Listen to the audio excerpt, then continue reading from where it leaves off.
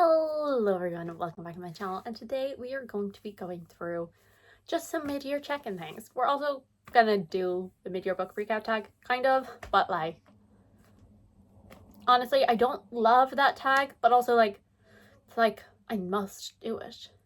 So I'll probably fly through those questions at the end, but we're also just kind of gonna go through like my bullet journal setup, like those goals that I set at the start of the year that I'm definitely doing, and like series, what I've started, what I haven't, all that kind of stuff. So it's just an overall overview of where I'm at this point of the year. Immediately dive in. One of the very first pages in my bullet journal is my bookish goals. So I wanted to read 40,000 pages, which I am over halfway through that already. Actually at 27,906.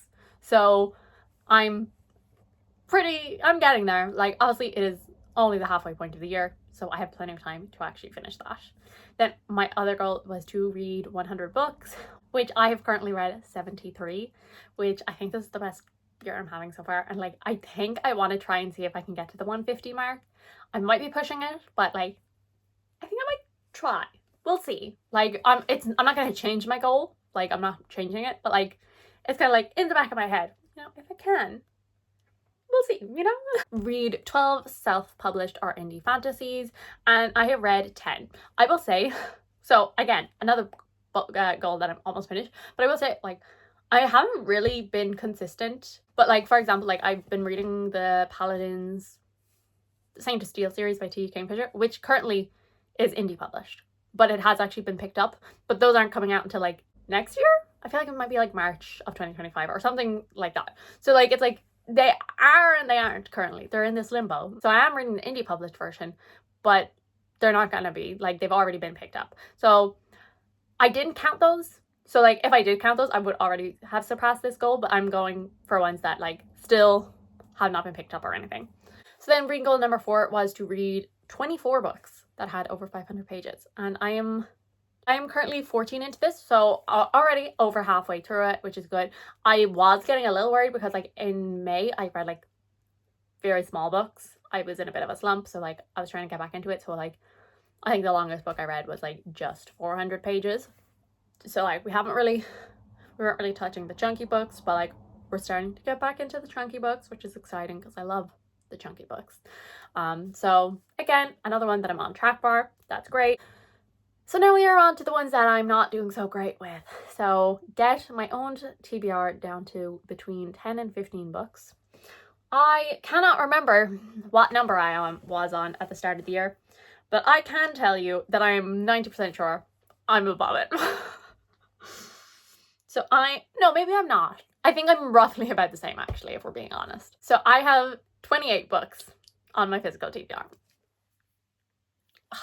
And I think that was roughly where I was at the start of the year. So that's not going so well. But I will say my birthday was in May, so I obviously got a whole load of books from that. So I'm hoping that over the next couple of months, I'm going to get it down again. Also, that 10 to 15 is before Christmas. Christmas does not count because then I'm already going to immediately go back over it. Goal number 6 was get my series down to 15, which I think I might. We'll go through my series a little more in just a little bit, but yeah, no, never mind. I lied. I was I might be near that. No, I'm at 23.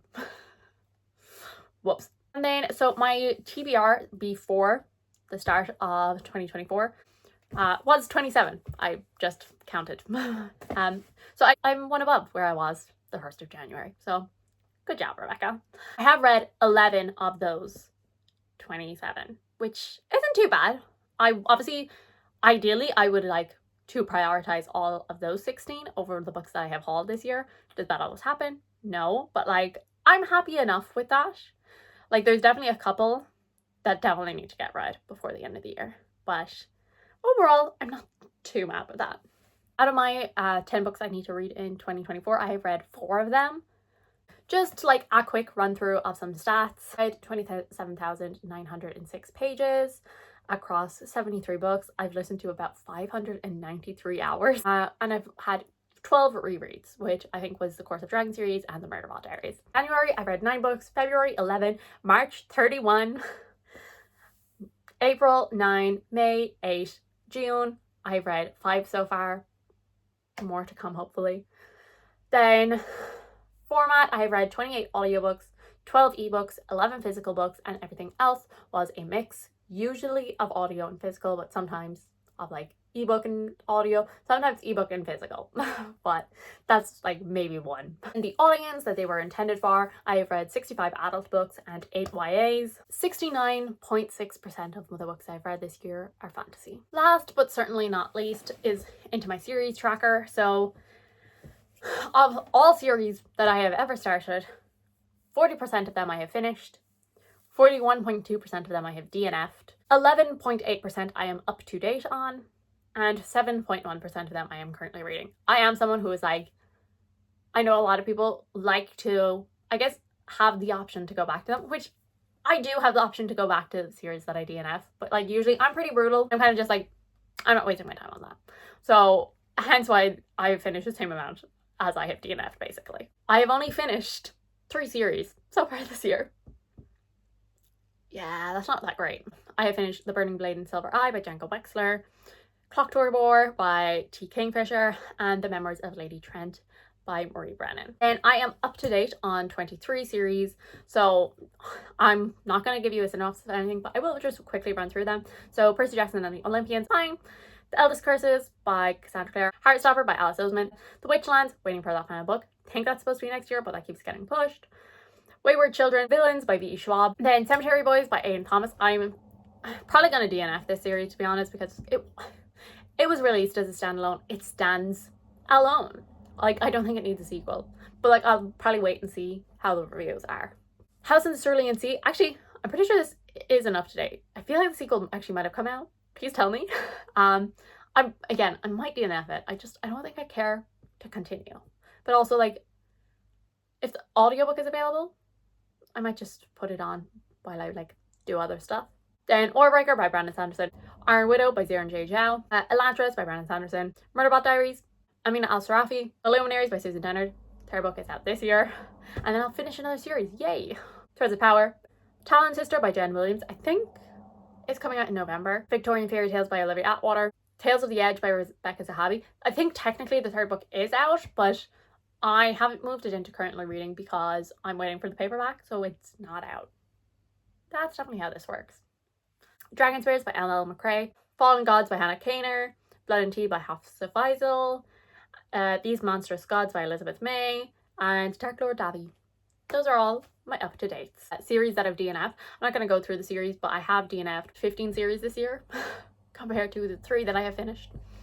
Not a great ratio. Okay, so as I said, we're going to just quickly run through the mid-year book tag questions. So the first question is the best book that I've read so far in 2024, which this will be a surprise if you haven't been watching, but like if you were watching last year and then all of a sudden haven't watched anything this year, then it'll be a surprise then, but then I've been talking about my journey with this, so it won't be a surprise. Sword Art by T. Kingfisher. This is a fantasy romance. What? Who? This is a T. Kingfisher book? So yes, love this. Like, smiling, ear to ear, giggling, made me feel emotional, made me feel things. Had such a good time. So good. And then best sequel you've read this year. So again, another T. Kingfisher book, Paladin Strength. This is the only 5-star sequel I've given. So this is why it's the only option. So this is the sequel to The Saint of, to Paladin's Grace, and it is set in the same world actually as Sword Heart. I gave Paladin's Grace only 4 stars though. This one just like, it really started to tie the world together, which I really enjoyed. But also another fantasy romance. Surprise, surprise. Then a new release you haven't read yet but want to. I have 2 with me. So I have The Warm Heads of Goats by Catherine Arden. The Bear and the Nightingale is like, it's not a series I talk about a lot, but I gave every single book in that 5 stars, which is rare for me. It is rare for me to read a book, an entire series, and give every single one 5 stars. Even some of my favorite series of all time don't have like 4-star books in the series. So like the Winter Night Trilogy, it's not really a series I talk about being like, oh my god, this is like one of my favorites, but it is a top 10. I made a video about my top 10, so I'll leave that link down below. I think this might have been maybe like 10th position or something. I mean, as in not this, as in Catherine Arden. So I haven't read this yet. I'm a little intimidated by it because like I'm like, maybe I didn't like the Winter Night Trilogy, but like I do have really fond memories of it, so I'm like kind of nervous because it's been a while since I've read something from her, but like I'm optimistic. And then the other one is Court of Wanderers, another one that I'm kind of scared for. I've heard a lot of 3-star reviews, even from people who love the first book.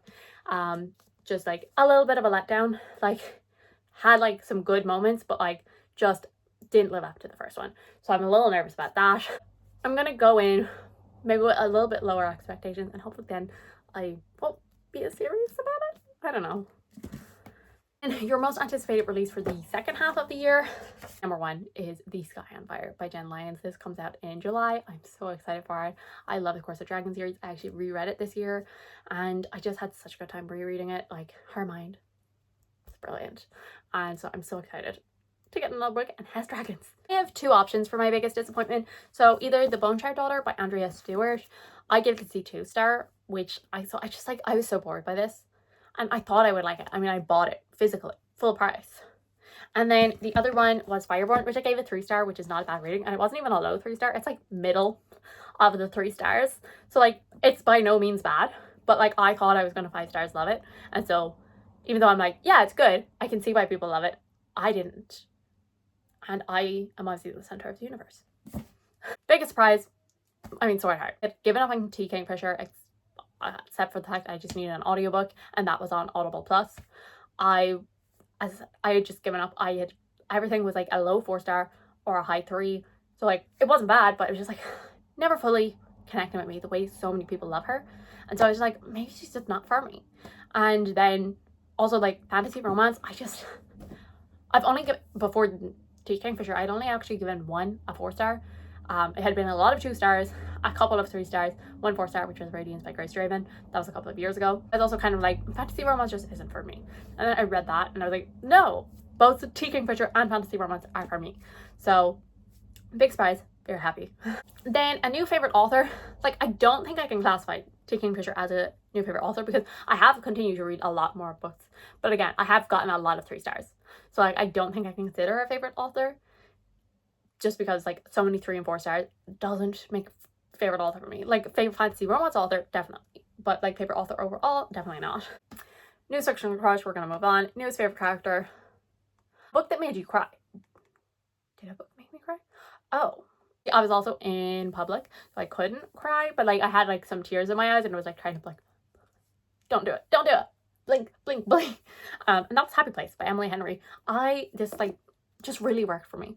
Like, it's definitely not for everyone, but it is for me. And like, I was smiling, I was laughing, and I almost cried. So that's the closest we got. A book that made you happy. I mean, also this. Honestly, again, Sword Heart, Paladin's Grace, Paladin's Strength, Happy Place, Which Would Not by Olivia Atwater. Most beautiful book you bought this year or received. The way I have basically just cleared off my entire special edition shelf, so whoops. So as I said, Silver Under Nightfall, got the beautiful purple, go around, coffin on the back, very nice. There is lovely art inside, look at underneath, stunning. Yours is like reddy orange. Again, more art.